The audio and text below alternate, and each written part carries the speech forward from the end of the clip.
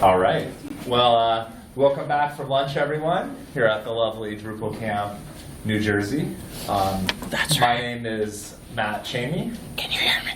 And this, the whispering woman over here is Jody Hamilton. And the title of this talk is Site Architecture in Drupal 7 and Drupal 8. So we, if you got a handout, you should have gotten one that is this homepage wireframe. Although it is 3 pages, imagine that it's all one long page. Did you ever realize that on the computer, pages have no length? There is no fold. But on paper, there is a fold, if you fold it. And I would say, like, what we're trying to do with this session is to try to teach some really sort of tangible skills for people who are approaching Drupal site builds and development, in some cases for the first time, but in some cases for the first time in Drupal 8. That there's a lot of great talks at this camp about how to build this kind of thing or how to develop or learn this particular feature. But Jody and I wanted to take a sort of more comprehensive view and sort of say, from a position of a sort of site architect or an initial developer, if you're given a very tangible task, like build this website about a ranch in Montana, like how would you go about doing that? How would you figure out if you were going to do it in Drupal 6 or 7 or Drupal 8? What modules would you need to do it in those different things? What would be hard? What would be easy? What are things you can divide up and stuff like that? And so what we're going to do together is sort of make a rough architecture plan to plan out how you would build this site. We're going to talk about both Drupal 7 and Drupal 8 as we go through it. Who here has ever built an architecture plan for a site of how you're going to build it? Okay, good. Well, if you haven't and you just kind of like just go in there and just do it, it's really nice to plan things first because you will make better naming decisions, which is very important for your project. If you're focusing just on the planning, you can really think about your naming, and you can make things more consistent instead of just kind of letting it kind of organically grow in all these different ways and then just kind of making a typical Drupal Frankenstein. It's definitely our recommendation for every site that you build, be it a very small site, medium, or a large site, that you spend the first few hours, in some cases first tens of hours of the site, developing a paper plan of what you're going to build and how you're going to build it before you even start writing a line of code. And for folks that are sort of people of action that want to dive in, I can see that's, sometimes can be a little bit tricky to sort of say, well, I'm not developing this week on the site, but we're just going to plan. But I'd say from sort of, hopefully, our collective experience, that you will save more time overall if you write down what you're going to do first than if you just start to go in and do it. And we actually have with us, by coincidence, our designer Jen, who made these wireframes. So it's very important, when you're working on your site architecture, to understand where the designer was coming from. So we can just ask Jen if we're not sure. So I have not worked on this project, so there's no right answer as far as we're concerned, and we want to work together and raise your hands if you're sure. Yeah, or also say this is a Drupal site build, so there's a few different ways to do everything. We're not necessarily saying, we think some of the ways are good, but there's plenty of other ways to do different stuff. And we'll just give some examples of some things we think are possible ways to do development. But that's part of the site architecture plan, is sort of figuring out, of the possible ways to build everything, what ways do you make the most sense? What ways do you have team members or your own personal skills able to implement certain things? Like, one of the things we'll talk about is page layout. And this front page you could probably do in panels really well. But if you don't know panels, maybe that's not the right approach for you. Or if you are really good in panels, you might want to make little mini panels and really go whole hog with that kind of thing. And so a lot of the decisions that you make in the architecture plan aren't just about what's the technical correct way to do it, but it's about what's the way that you and your team are most capable of building this site in the timeline and the budget that you have. And a lot of the sort of conversations we'll hopefully have around this wireframe should revolve around that. Like, this isn't about totally best way to do it, it's about practical way to do it based on what you know. And I think especially when we start talking about Drupal 8, there's a lot of possibilities with Drupal 8, but it depends a lot on your experience doing custom code or your interest in upgrading contrib modules, or your just like general familiarity and time to learn as part of that process. All right, so if you haven't yet, take a look through the wireframes. There's 3 pages, but it's really one page. It's a home page. Of course, on a real site, there would be a bunch of other wireframes you'd have to deal with, but we're just going to do the best we can with our incompetent designer who only gave us one wireframe of the whole site. No, she didn't. No, it's a joke because we only printed out one page. So to set the stage for the project, the client in question is a large landowner in the state of Montana.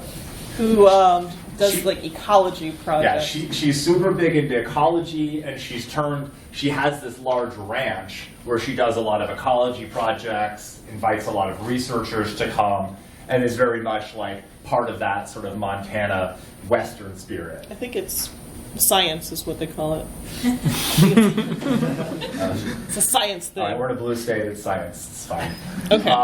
And she wants Jody and I and all of you by connection to build a website for her ranch, and has worked with a designer and a sort of content strategy process to develop a wireframe for what that ranch site will look like. And the sort of overall theme here is that we're going to want to come up with a development plan to do this for building a site. And sort of as per our previous advice, we're not going to code anything in front of you today, and even though that could be hilarious, especially since his arm is broken and not the best typist.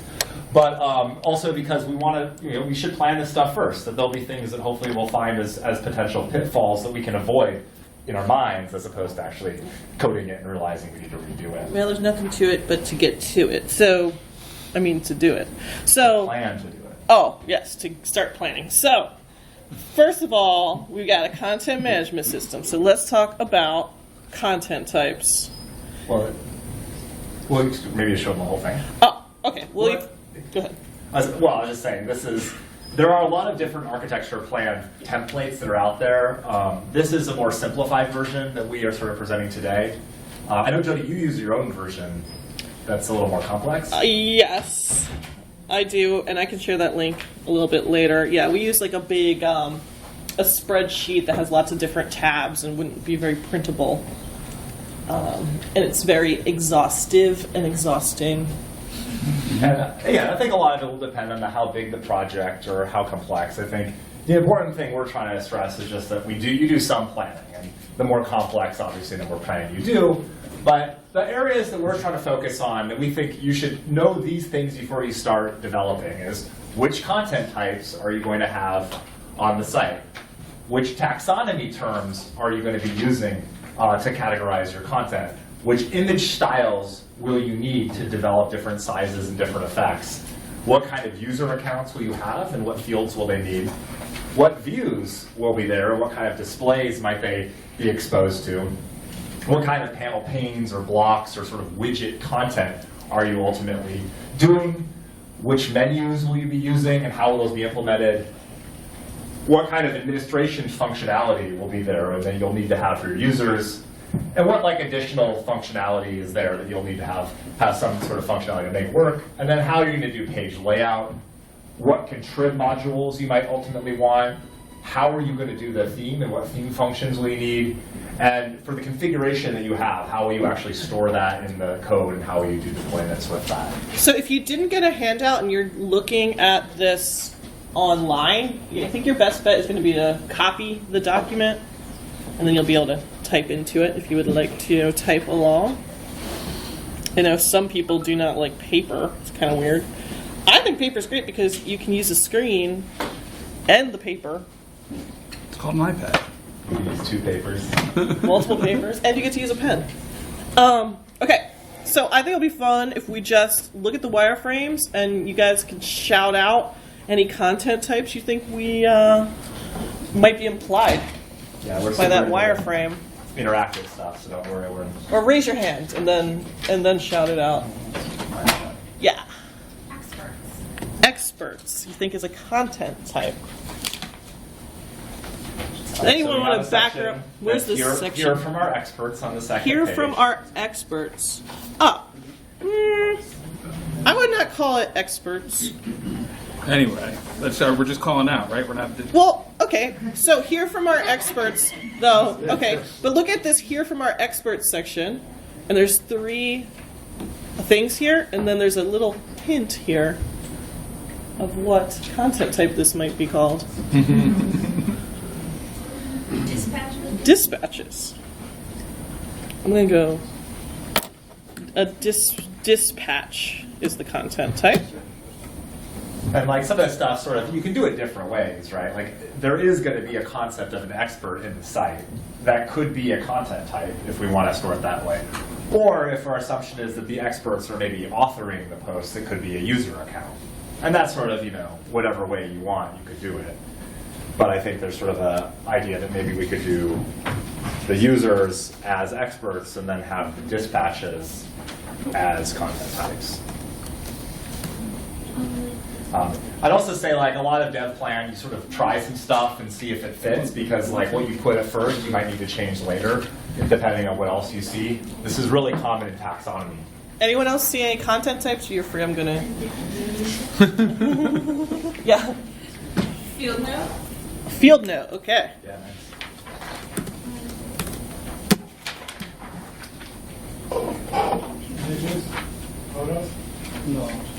Photos? Let me look at that part.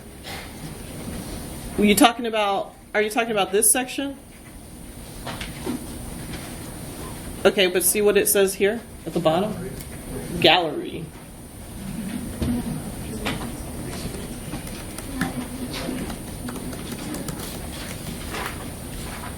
Yeah. Research, is that the top there? Yep. Yeah. Research. Updates, where's that? Ah, yeah. That's like a sort of a secret one, right? Looks like it implies that there's some sort of a update content type.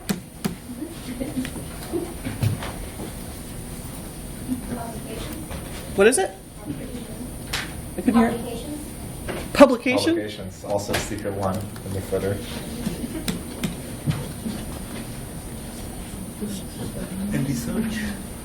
You said research? Is it footer only? Well, look at the look at this section for research, and it says avian ecology, biocrusts, lichens and moss, mammals. What else could that be other than a content type? Yeah, those could be like categories, and then when you click on those, maybe you see articles that are about those topics, right? So I'm going to put that under taxonomy. And this is one of the things sort of in the Drupal world, like you can do multiple things different ways. Like we could have research, I mean, this is just the way Jody and I were thinking about it. You could have research as a content type. And then on the field note, you could use a content reference to connect to the different research topics. That would totally work on a Drupal architecture. Yeah, but if you look up at the top content, look where it says, there's a little like leaf and it says plant phenology or whatever. Yeah, that's the same thing it says down here. So it looks like these two things are connected. Yeah, but it could be connected as like an entity reference as opposed to a taxonomy. But this is the kind of conversation you want to have, because you want to know are we going to use taxonomy or going to use entity reference, because those are different ways to associate data in the CMS. And instead of trying to like build it all in Drupal and then unbuild it and have that be a little weird, we can work it out on paper first and get that connection right. And then when we build it, we only have to build it once. Yeah. So wait, are we saying that research isn't a content type? Yeah, I'm saying that I would like it to be a taxonomy vocabulary, and these are just categories that you could assign to these articles, like field note. Oh, you're right. This one So does what say about- research. Yeah, I was going to say, what about Raptor update? Oh, yeah, that one does look like a content type. So let's put it under both. So we have, I think we already- yeah, we have research as a content type, but then we're going to have research category for taxonomy.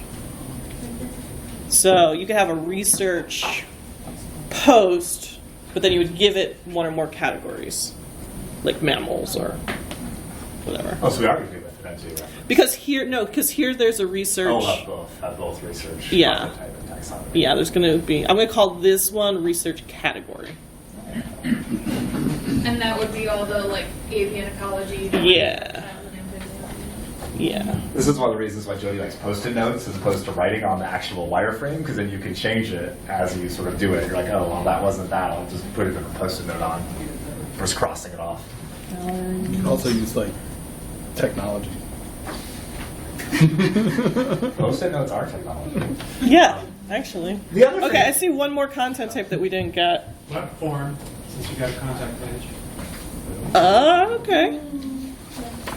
You could use a web form, or you could use core contact module. What is this called? What'd you say? Reports? A live feed. It can be the block work. What's in the footer? Reports. Okay, report.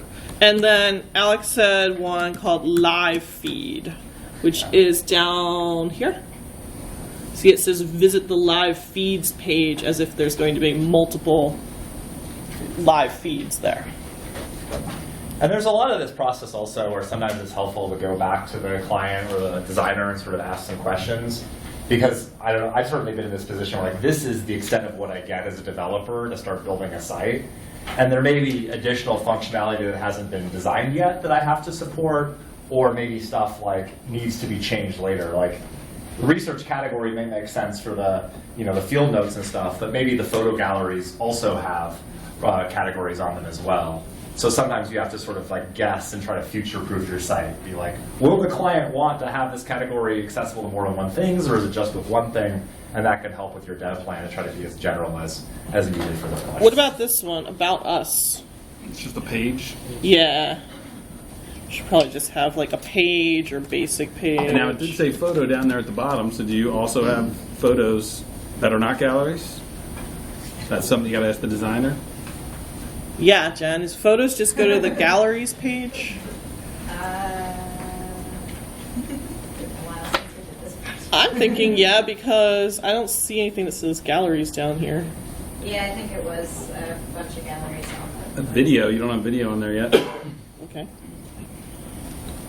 Is Buckeye Camps a subset of live feeds, or is that like its own special? I think the Buckeye, I just know this. I said I didn't work on this project, which is true, but I worked on like a project for the same organization. And the Buckeye Cams is like a type of camera that's like motion detection. So it's similar to live feed, but it's not video. It's just like a bear. Well, the best one was like this bear like comes up and he grabs his balls and there's like a catch. Well, anyway, it's like live motion. So it's its own concept. It's just a motion detector picture. So yes, it is. Long story short, Buckeye Cam. How about a job posting? They have an employment section. Employment section. Okay, job posting. There's also the staff page, which is what I was thinking the experts would be a content type listed. Okay, but what if they? Well, you could do it either way. So the staff page could be listing experts as a content type, or it could be listing users With their profiles. with their profiles. It sort of depends on if we expect these people to ever be logging into the site. Which I don't know. That would be a question for the organization, because it's like when it says these articles by these different people, like are they actually logging in and adding these into a CMS the way one dreams they would do, or are they emailing this to the webmaster?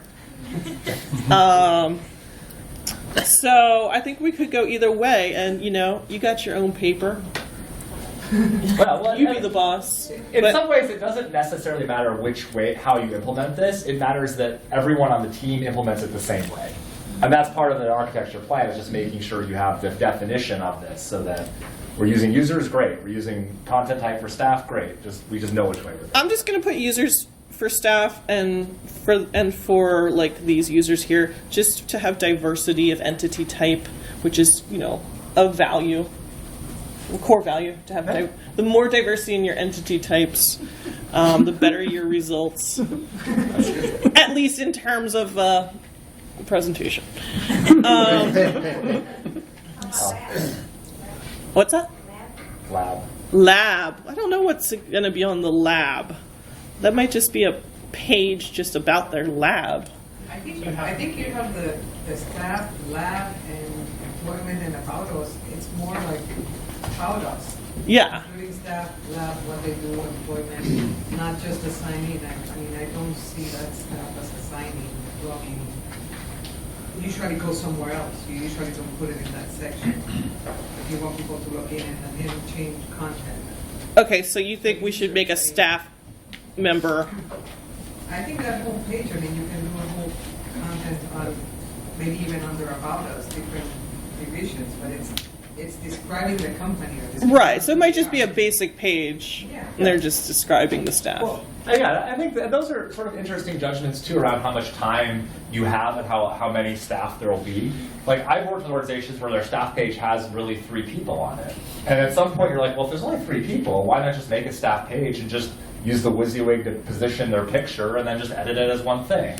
It's like way easier to teach someone if you need to edit the staff just to go to like the page and hit edit than to try to build out some secondary staff interface and then run into a lot of internal politics on whose name needs to go first, even if theirs isn't alphabetical. And you're like, well, the CMS does it this way. And they're like, I don't care.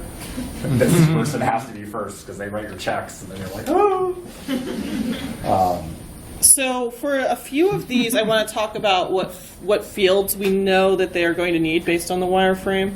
So I don't want to get into all these because some of them are just in the menu. We don't have any information on them, but a few of them that we do: field note, research, dispatch, galleries. Those are the main ones where we can see some of the fields. So let's start with dispatch, which is where it says "hear from our experts."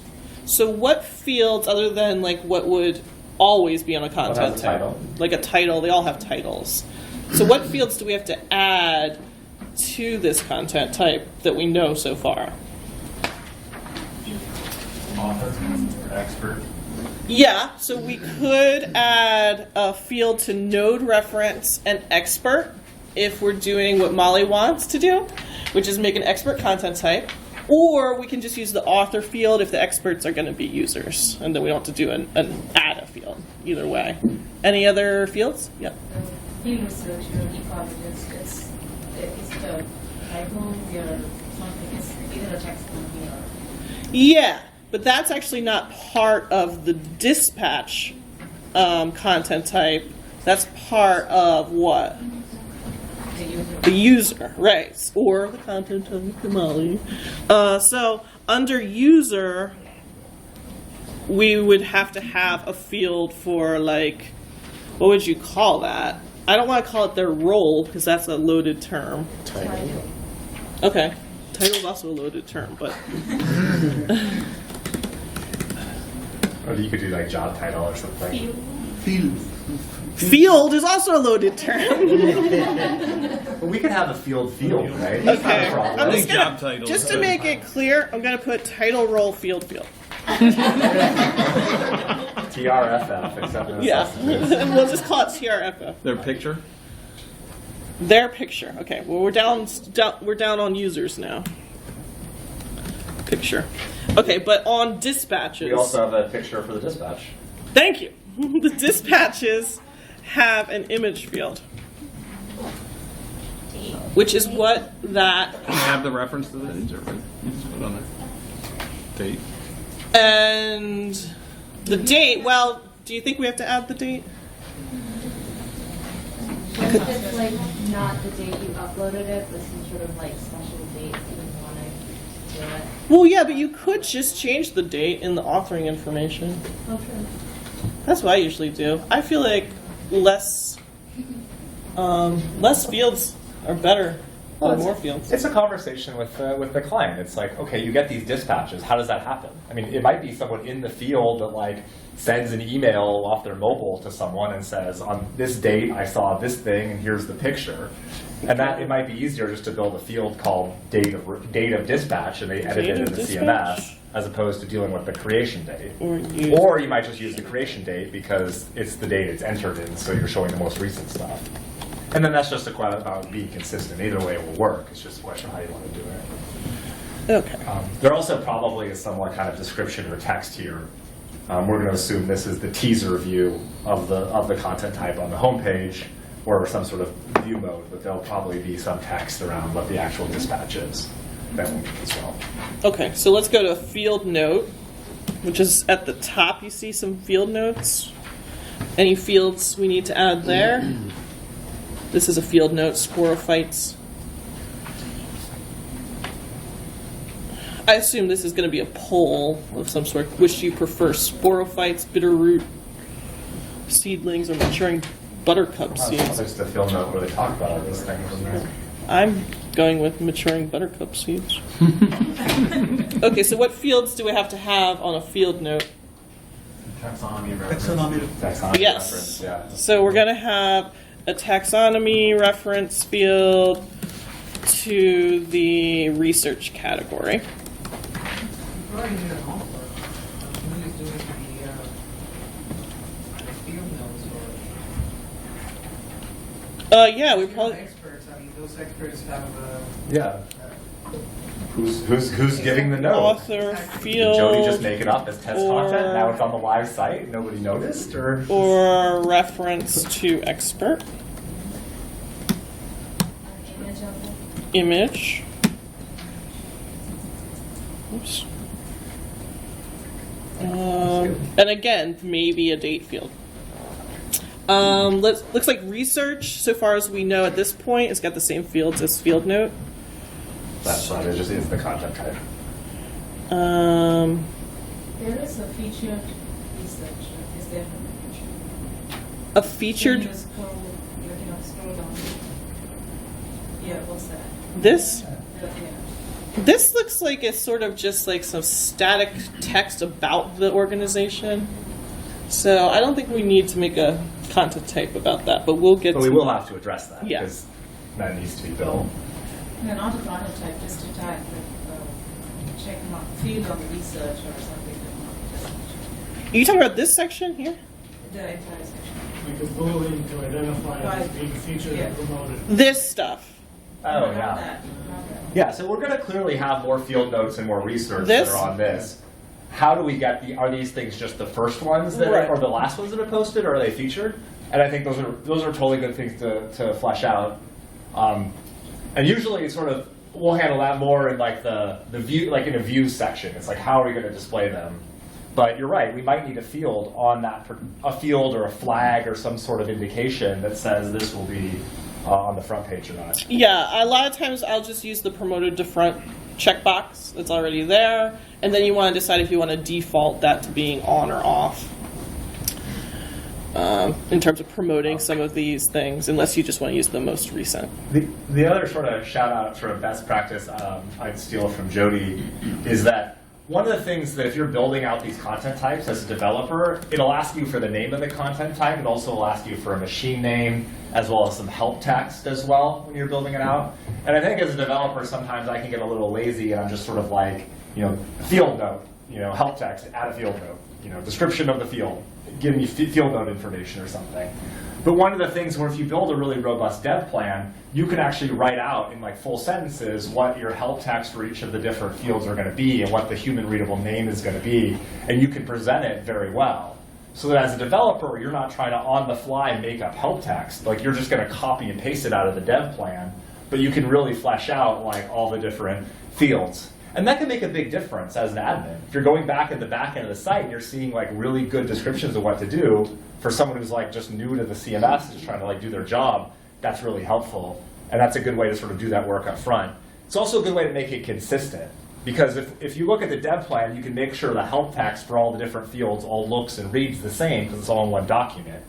If you're just building it, having different people build different parts, it's going to be very inconsistent because different people add at different times. And so trying to like define that stuff up front will like make it a lot better overall. You also notice, like, just in terms of naming them, there's a lot of little details here. I made each one have a capital letter. I made them each singular. Just like little things like that can become inconsistent if you are building things on the fly. You need a The problem is I don't have a, right.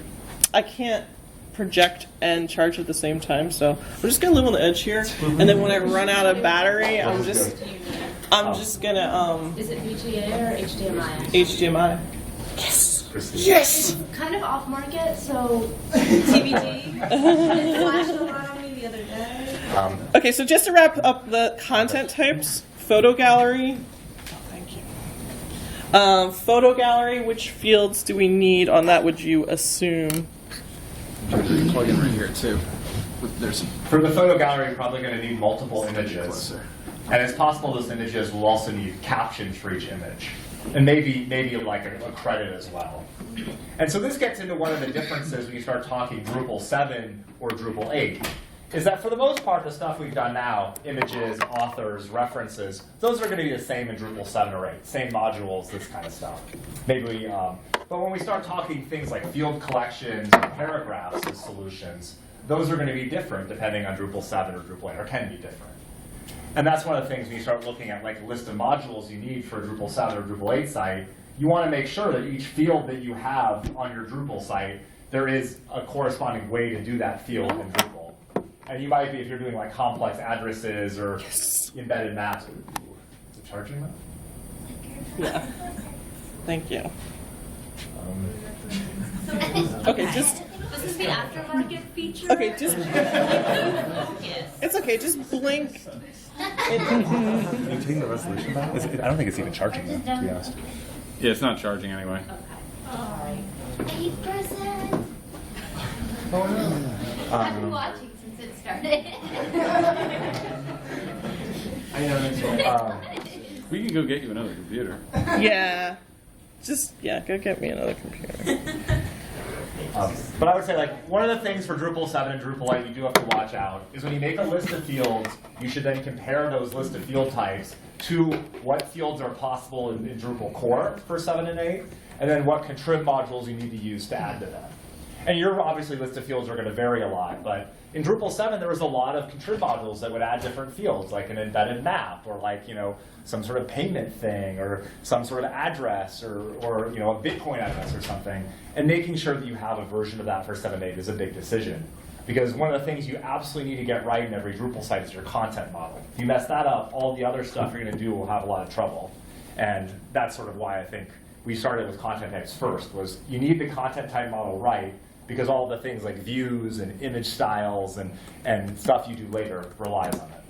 All right, so that's sort of our content types. That's typically one of the bigger sections you do. But what about our taxonomy? We have to add fields to that. Yeah, and so taxonomy, of course, can have fields as well. And in these wireframes, there's a few things that we're going to need for our taxonomy at a minimum. What fields do we need for these categories here? Yeah. Looks like they're gonna have an image. Yeah, we'll need an image for each of the taxonomies. And that might be a big image, as well as maybe having a little version of the image. You'll see there's a little leaf thing by Plant Theology. That could also be a scaled down version of the image, sort of to be determined how we ended up doing it. Yeah. See, he's talking about this little icon here. That's like a field that might be on that taxonomy. So I'm going to call that icon. Let them upload that. Okay. You want to skip image styles for now and talk about? Well, I can just run through them. So the other thing which is really helpful when you're talking about designs for the architecture plan is Drupal 7 and Drupal 8 both give you the ability to specify sort of dimensions of images that are going to be resized. So you'll see we have different sizing on the wireframe. Those people who upload the images may upload wildly different sizes. One of the features of Drupal as CMS is you can scale and crop a lot of those images to be exactly that size.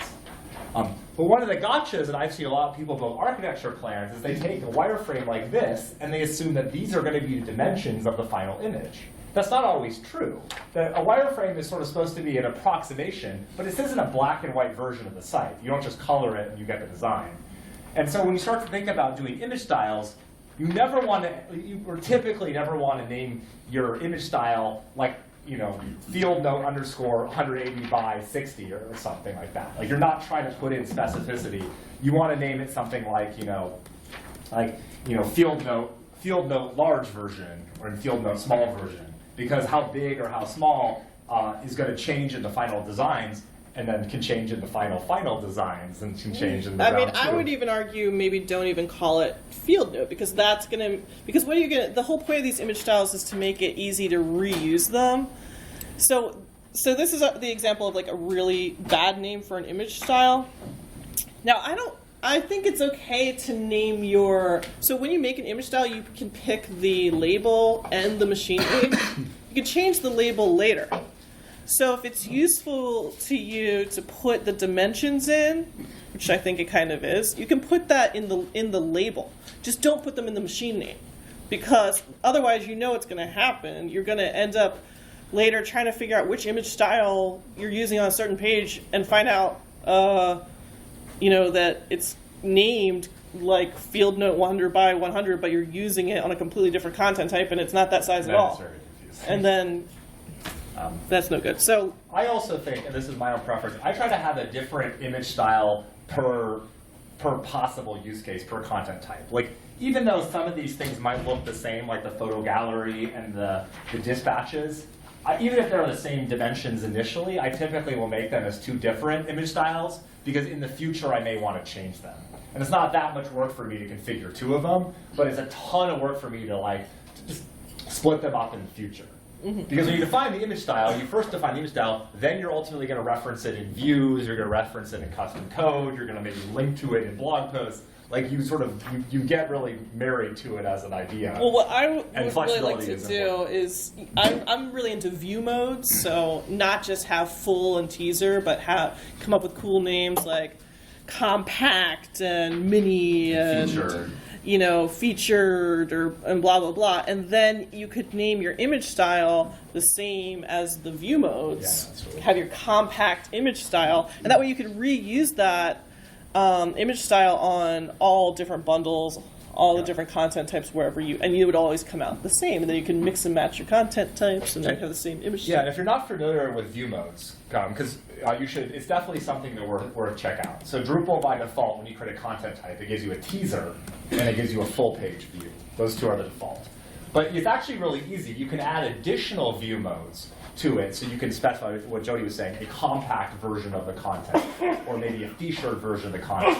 And every time you add a new view mode, it gives you a new list of the way fields are displayed, so you can change that. You can also easily create a theme template, which we'll talk about a little later, for those as well. And that's a good way to think about content, because typically your content will show up in multiple different formats on the site, and instead of building a custom theme to make each of those look right, you just build different view modes for each of those things, theme that, and then you can reuse it, which is awesome. And without coming up with creative names for each of these, you can, as you go through here, just get a sense of the count of the number of different image styles you're going to have to deal with just for this page. Yeah. All right, let's talk user accounts. I think we've talked a little bit about just in terms of the next section. We obviously identified the idea of for a user account, we're going to have people's name, we're about people's username, password, email, normal stuff. But we also identified there's this job title or this job title field for this field reacher, ecologist, and botanist section under here. But the one architecture challenge you've probably run into is the Drupal has a username for a particular user, but that's not a first name or a last name field. Mm-hmm. And one of the things that I run into a lot is sometimes you want to have a first name and a last name as separate values, but then it ends up wanting to be displayed together a lot of times on the page. And so this can be actually really tricky to do. Views has a way where in views you can specify first name and last name and then create a custom view field that uses those as tokens, then you can hide the other ones. That's obviously not great. You can then do, sometimes people just do it in theme.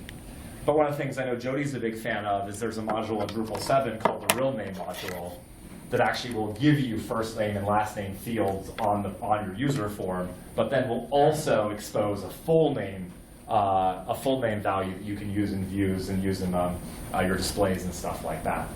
And that's something you might not think is pretty basic, showing first name and last name. But you get into weird use cases all the time. Like maybe you're like, oh, I want to sort a list of people by last name. But if all I have is the username with their first name and last name, I actually can't do that. And then it's a real problem. But that's something that the real name stuff works really well in Drupal 7, but Drupal 8, I don't know if there's a version of that. So that's one of the considerations you'd have to do. You're like, am I doing a lot of handling a first name and last name separately? If so, I may need to figure out a way to do that in Drupal 8 that might be a little more complex in Drupal 7, and maybe that adds a few extra hours for my development plan, or I need someone who's more of a heavy hitter with views to make that work for me. And that's just something to think about. Oh, wow. Needs to be 720p.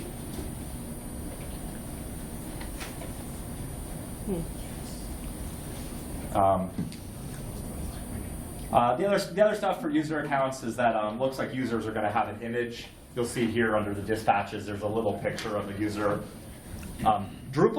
User accounts, Drupal ships with an avatar field sort of by default. I think it starts off 35 or 35 pixels.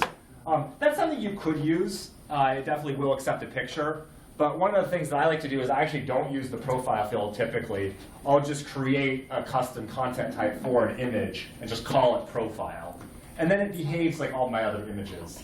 There's a lot of, this is sort of part of site architecture, is Drupal does give you things like user profile, picture, or promoted to front page as sort of these special one-off cases of content. But sometimes it's better just to have it be a fully, you have it be fieldable like everything else, and it's a lot more consistent. But either way is going to work for the picture. Boom. This is, just why nobody can stand apples anymore. Right, one port. USB-C, ladies and gentlemen.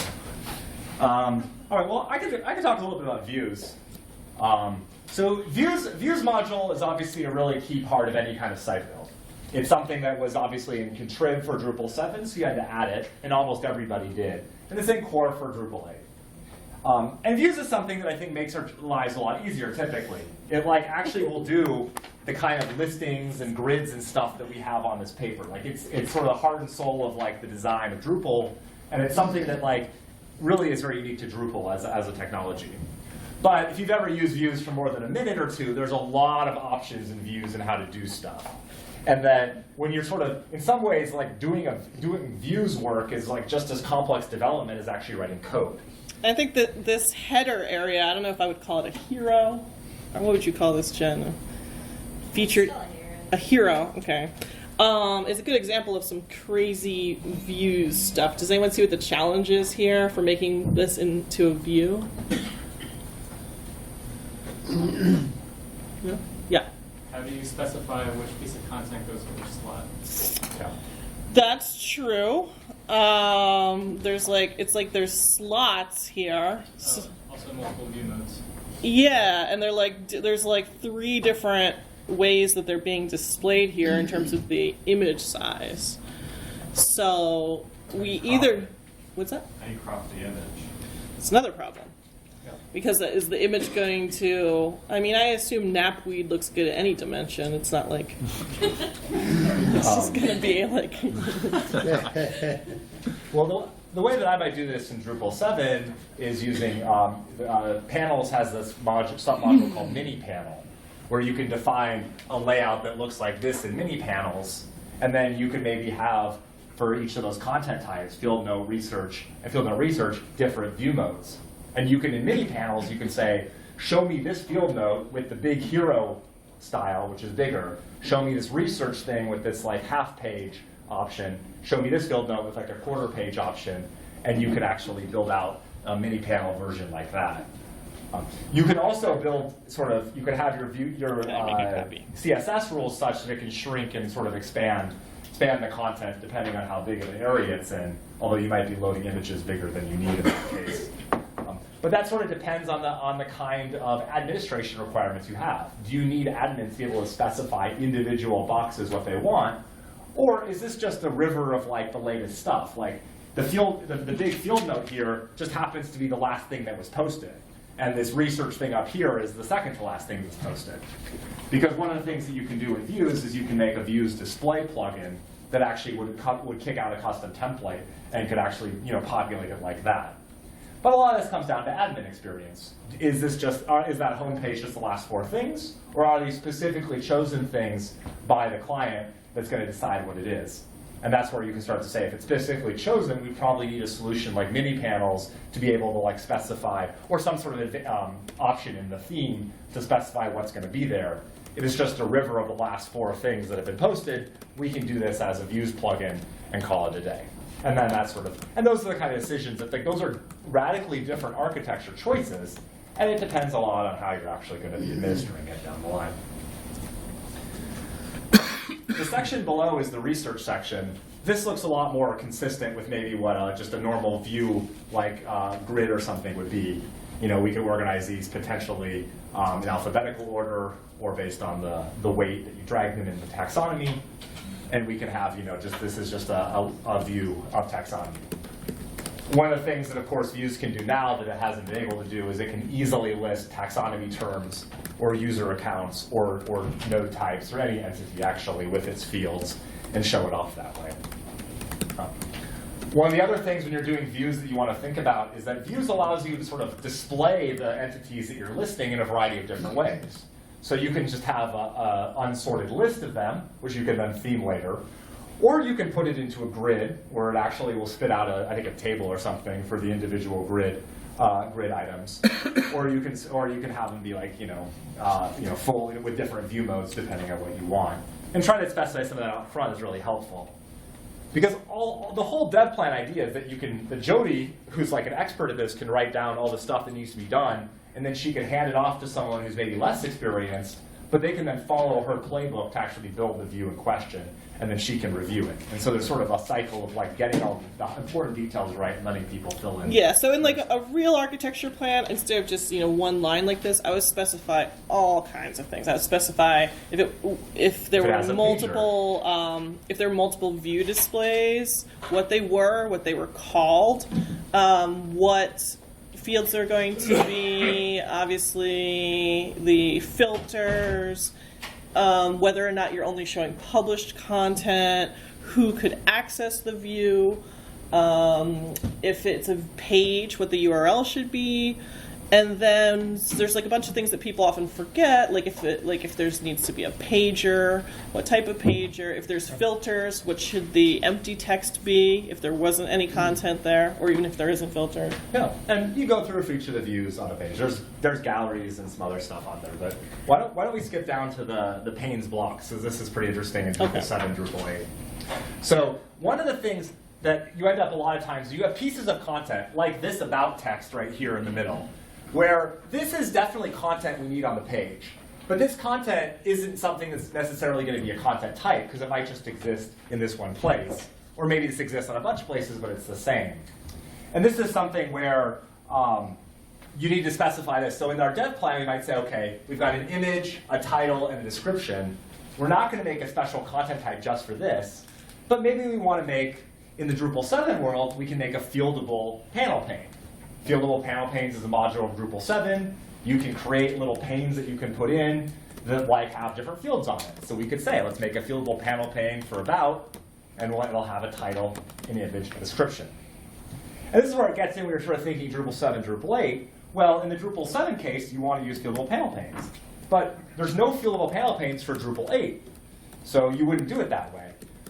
Luckily, in Drupal 8, you have blocks offer that functionality in core. So you can have custom block types, where you can create a block that has a title, an image, a description, and then you can have that as a reusable sort of chunk of content. And that's the kind of thing where that could be a really fun task, is you sort of okay, I see all these different pieces of content. Like I might also see on our wireframes we have this view live feeds for our ranch cameras. If that's just an image and some text and a link, I could also make that as a custom block type or a fieldable panel pane in Drupal 7, and I can go in and add that way. And usually in every site plan, there'll be a sort of list of these kind of like one-off pieces of content. Things that aren't views, they're not content types, but they're things that need to be captured and developed, and we can define it there. Anyone have any ideas about this little, we haven't talked about this at all. I want to get updates about MPG Ranch and new research, name, email, address, submit. Anyone have any ideas on that one? What we should do? Content. It is a form content type. You want to make a content type? We talked about it as either a content type or It's a content form. Or web form? I thought that was, we were talking about the contact page, because it says down here contact, like there's a contact page. And this is one of the gotchas sometimes when you're doing dev plans, it's helpful, is that, well, just with those few pixels right there, this may imply that there's a whole maybe newsletter sign-up system that's totally different from anything else we've talked about that needs to exist. Yeah, I mean, I would really think about it, not in terms of, hey, we're Drupal people, we're going to make this into a Drupal form, and we're going to collect it in Drupal. There's more to life than just collecting data, right? There's, what are they going to do? People. What are they going to do with this data, right? So we need to find out what they want to do with these email addresses. Do they already have a mailing list? Do they need advice on picking a mailing list? What service do they use for that? Are they compliant with like canned spam rules, stuff like this? And that's one of the things that can really, doing the dev plan, be helpful, because there's a whole conversation around newsletter and email delivery that like hasn't even been talked about yet, but we do need to make those decisions. If they're open to it, I would try to get them on MailChimp, because I like dealing with MailChimp. Yep. So in that case, if it's MailChimp, this might just be a block with embedded code with MailChimp.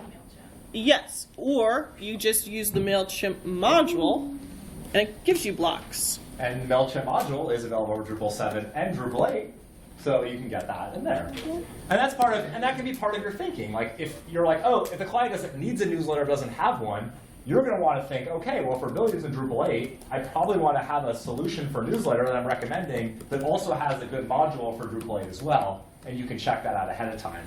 And you can save yourself a ton of work if you come into the conversation with the client saying, let's use MailChimp because there's a Drupal 8 solution and I can just turn it on, than trying to like say, oh no, we're going to use this other solution that doesn't, we have to build a whole custom thing to do that. And that's just going to be a headache. Yeah, and now once a month they have to do a CSV export that you built them a CSV exporting view. And then, okay.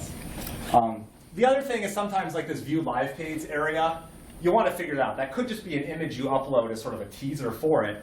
Or this could be some custom embed code that you're running to actually do the live feed. That like they've got some weird Flash thing, or they've got an HTML5 player that hooks in. And if you're doing stuff like that, anytime in the development process you've got like weird JavaScript and like big chunks of code, these are things where you're going to want to create a custom panel pane or a custom block where that code lives in the database. You, of course, don't want to set yourself up where you're like copying and pasting PHP into blocks, or even honestly very like heavy like script and object embed tags into the CMS, because those are things that should be in version control. They should be testable. They shouldn't be changeable, because there's a host of security and reliability issues with that. Some other stuff just sort of close out that's helpful. So menus are definitely something that you want to get right, because menus are reused a lot of times. In this case, we have a menu up here at the top. And then we have a menu at the bottom for footer. But sometimes at the footer, like this may be one menu where we're just displaying 3 different sections. And so this is where we might want to use something like menu block in Drupal 7, where we can actually say, like, just show me like everything under About Us and everything under Research and everything under Photos or something.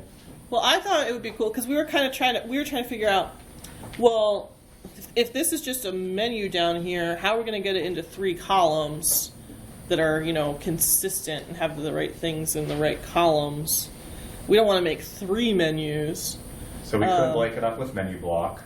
Yeah. Or we could write a theme function for the footer menu that would do some magic and try to split it up equally based on different parts. I used to feel like that. Then I was like, you know what? This is crazy talk. Why don't we just make a block and just shove the links in there and move on with our day? I mean, this isn't even... I mean, how often are they updating this footer menu? They can just edit the block. Or we could use some CSS to do this.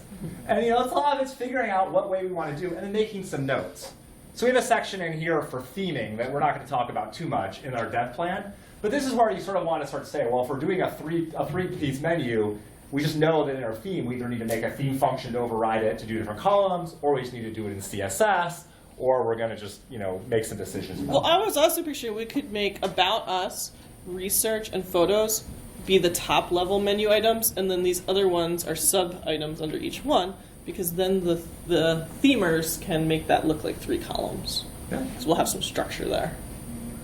Yeah, so imagine very.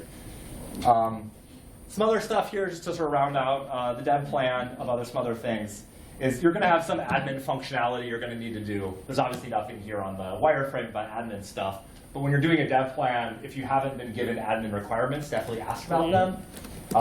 One of the big differences between Drupal 7 and Drupal 8 is that I think there's a lot of admin work you have to do in Drupal 7 just out of the box. You have to get a WYSIWYG, you have to set up the WYSIWYG filtering, you have to sometimes change the admin backend to look a little better, you need to make some better admin views. But in Drupal 8, a lot of that's in core, so you don't actually have as many of those requirements. You need to let the crazy bird people upload their pictures of birds. You definitely need the bird people to be able to let their wings and their ideas soar on the internet. Exactly. And so getting a good requirement is this is something I've seen a lot of dev plans leave out admin stuff because it's not in any picture the client looks at, but it's some of the most important and intimate user experience because it's what the client actually uses every day. And getting this right is really important for overall success and happiness. If I find a real cool picture of a bear, like, getting busy with itself, can I, save it for later? No. But you have to right-click and figure it out yourself. A few other things. Definitely under page layout, you're going to want to make a decision early on about how you're going to actually organize your page. I'm a big fan of panels. It works really well in Drupal 7. If you're using panels, it typically is good to use it as much as possible because you get reusability. Well, Mr. Panels is talking at 4:15 called The Continuing Saga of Layouts in Drupal 8, which, either let's go and find out, or let's just take that title as meaning it's not going too good. But in Drupal 8, there is a panel for Drupal 8, but there's also a really good block system in Drupal 8, and a really good templating system you can use. And just you want to sit down and look at the complexity of the layouts, how different they are, and make some judgments about how you're going to do, how many layouts, it's a good thing to list the different layouts you have, how many are single column, how many are 2 column, how many are crazy different columns, and just come up with those layouts ahead of time because you want to make those work. Yeah. What do you think about paragraphs? Question. What do we think about paragraphs? I love paragraphs. I'm sure there could be uses for paragraphs. We can use paragraphs for the photo galleries potentially on this site where we have a lot of different images with different. The about section can also be a paragraph, for sure. Yeah, it could be a paragraph, but then that would imply that the home page is itself a node. Let's see what the paragraph on a fieldable panel pane or something. Yeah, I'm not against that. You can have a fieldable panel pane called a paragraph pane that just includes a paragraph field, and then you can use your same paragraphs that you're using in fieldable panel panes on your content types. Mix it all up. A couple other in closing, just a couple other differences. Obviously, you're going to care about. When you start thinking about theme as in a dev plan, you're going to, you'll make some notes about stuff that you think are special theme override functions. But Drupal 7, of course, uses PHP template for theming. Drupal 8 uses Twig, and that can make a big difference about sort of what override functions you're using, what tokens you're using, how you're doing layouts and stuff like that. We're out of time, but for contrib modules, I just wanted to say we talked about a lot of things that you need a lot of contrib modules for Drupal 7. We talked about views, panels, fieldable panel panes. You'd probably want to use media module to deal with the images. Field entity, file entity to deal with media Drupal 8 has a lot of this stuff in core. Yeah, Drupal 8 we barely are adding any modules. But otherwise, I think just generally we're a big fan of site architecture plans. We think running through these exercises before you develop is really important. A lot of different ways to do different stuff, but as you probably saw, there's a lot of details that can come out when you really dive in and start discussing it.